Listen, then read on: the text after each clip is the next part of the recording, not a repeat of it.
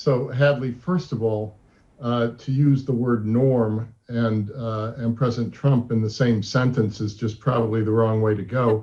He understands his base better than any of his critics have ever understood his base. They expect him to be the insurgent. Even after 4 years in office, he acts as the outsider and the person representing people who want Washington to be different than it is.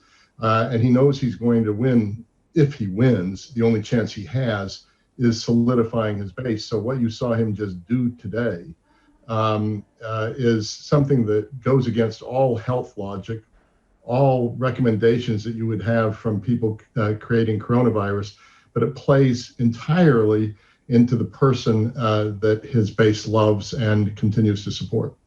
In your latest op-ed, you were saying that the president's illness has essentially given China the upper hand, but they're not going to do anything in the short term to take advantage of that. Isn't that overstating the case a bit? I think it may be understating the case. China is coming out of the COVID crisis. Obviously, the pathogen began in China, but China is the first country to emerge, and it could have 2% growth at the end of the year and a big bounce in the third and fourth quarter.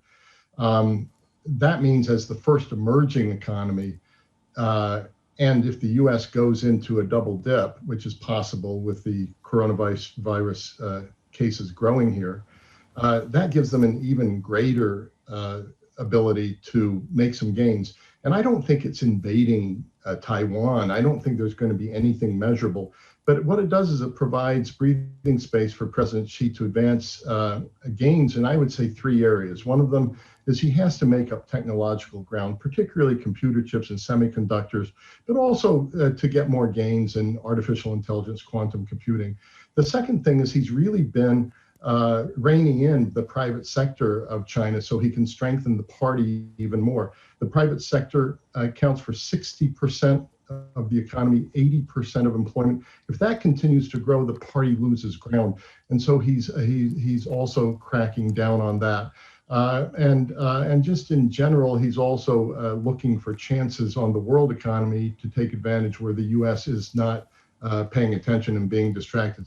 So I think this is a golden opportunity, perhaps even a historic opportunity for China not to tip and suddenly be the greatest leader in the world, determining all events, but certainly a chance to move the ball in its favor more quickly than it could have done otherwise.